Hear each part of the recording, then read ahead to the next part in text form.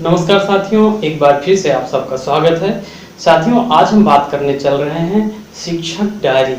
यह बहुत ही पेचीदा विषय है, हम सभी लोग बना रहे हैं और हम सभी को पता है कि हम सही नहीं बना रहे हैं। जी हाँ, 90% शिक्षक सही डायरी नहीं बना रहे। यह मैं नहीं कह रहा हूँ, बल्कि आप अपनी शिक्षक डायरी पलट के देखिए, वहाँ पे क्या प्रारूप है और आप जो बना रहे हैं वहाँ पे क्या प्रारूप लेकर के बना रहे हैं। हमारे बहुत ही साथी मित्र जो हैं अच्छे से डायरी बना रहे हैं, जो बनानी चाहिए। डायरी का मतलब आप खोलेंगे तो उस पर लिखा है शिक्षण योजना, लेकिन आप बना कैसे रहे हैं। आइए एक उदाहरण देखते हैं। यहाँ पे आपको एक देखिए दिख रहा होगा एक पेज, तो इसमें देखिए एक दिन में एक शिक्षक के द्वारा जो कुछ भी पढ़ाया गया है वह लिखा गया है। शिक्षण अधिगम प्रक्रिया में देखिए एक एक लाइन में समरी लिखी गई है, यानी रिपोर्ट। तो क्या आपको दिख रहा है कि ये शिक्षक की शिक्षण योजना है? नहीं। तो साथियों, आज हम बात करेंगे कि सही मायने में शिक्षक डायरी हम कैसे बनाएं। यह जो विभिन्न जिलों में एसआरजी टीम के द्वारा निर्देश प्राप्त हुए हैं उसके आधार पर, साथ ही साथ जो हमारे शिक्षक डायरी में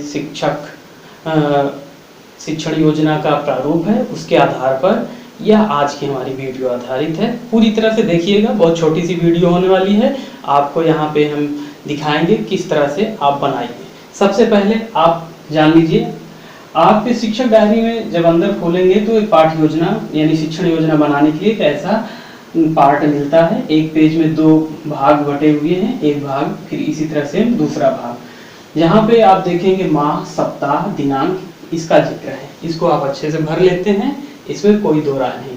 कक्षा में जो कक्षा पढ़ाएंगे वो भरेंगे, विषय में जो विषय पढ़ाएंगे वह भरेंगे। लेकिन ये कक्षा और ये विषय के बारे में ही सबसे पहले आपको मैं स्पष्ट कर दे रहा हूँ कि एक दिन में कितने विषय पढ़ा रहे हैं, कितनी क्लासों को पढ़ा रहे हैं, ये मायने नहीं है। अगर एक खाने को, एक बॉक्स को हमें भरना है शिक्षक डायरी का, तो विषय में एक विषय रहेगा और कक्षा में एक ही कक्षा, यानी एक बॉक्स जो है एक विषय और एक कक्षा पर आधारित रहेगा। तो अब ये हुआ कि हमारे पास इतने तो पेज नहीं है। तो देखिए, ये जो एक भाग है, एक जो बॉक्स है उसमें 6 दिन 7 दिन की शिक्षण योजना बनेगी। कैसे बनेगी? जैसे आप में पूरा पार्ट है, ये पूरे कॉलम जो है सब बने हैं, इसको बताने की जरूरत नहीं है। तो कक्षा में हम लेते हैं कक्षा 5, विषय में लेते हैं हम हिंदी। एक उदाहरण है, आप कोई भी विषय लीजिएगा लेकिन एक ही विषय लीजिएगा। लर्निंग आउटकम और चयनित पाठ में हम लर्निंग आउटकम ये ले लिए हैं कि हिंदी में जैसे कोई पाठ हो, बात हो, कोई नाटक हो, वीडियो हो, देख करके अपनी समझ बना पाए। और दूसरा क्या है, हिंदी कक्षा 5 का जो लर्निंग आउटकम है, ऐसे ही जो गद्यांश वगैरह हो, नाटक पाठ आदि पढ़ करके उस पर जो प्रश्न बन रहे हैं उसके उत्तर दे सके।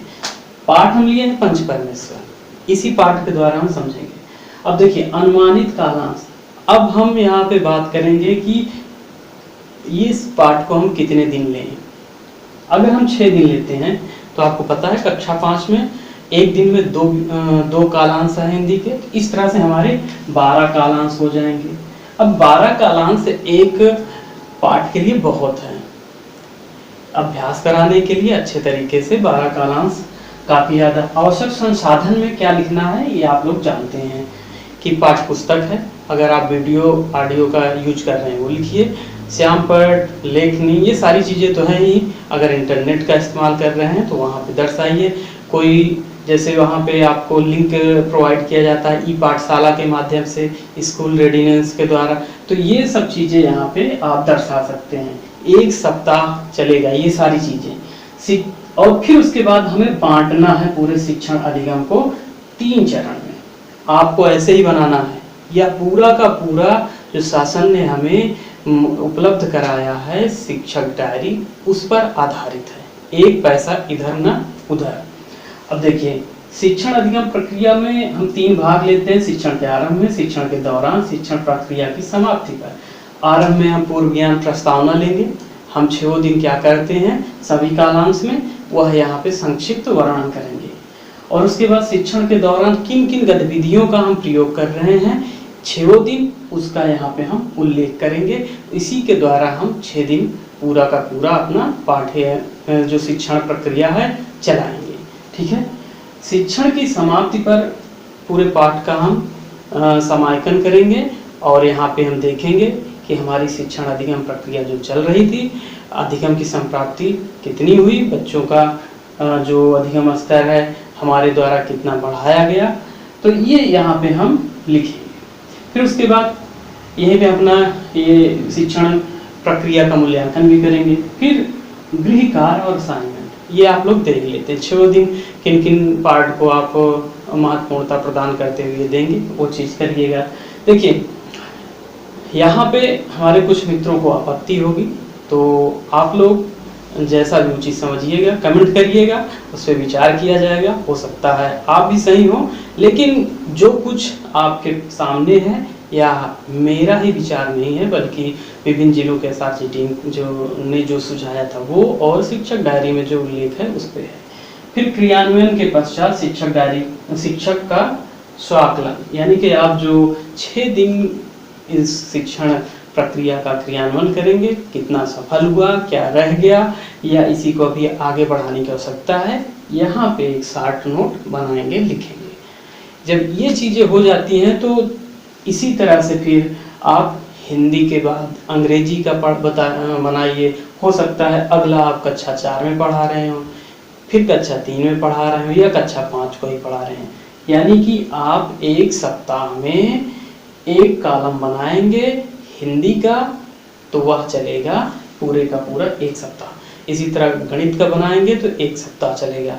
एक कॉलम एक सप्ताह के लिए बनाइए। उम्मीद है आप लोगों को समझ में आ गया होगा। अगर आप लोग को कोई दिक्कत आ रही है तो कमेंट करके पूछ सकते हैं। मिलते हैं एक नई जानकारी के साथ अगली वीडियो में, और जाने के पहले साथियों कहेंगे आपसे कि नए हैं तो चैनल को सब्सक्राइब करिए और अपने साथियों को ये वीडियो शेयर करिए कि ऐसा भी लेसन प्लान शिक्षक डायरी भरने के लिए यहाँ पे वीडियो हमें मिली है। चलिए मिलते हैं अगली वीडियो में। नमस्कार, जय।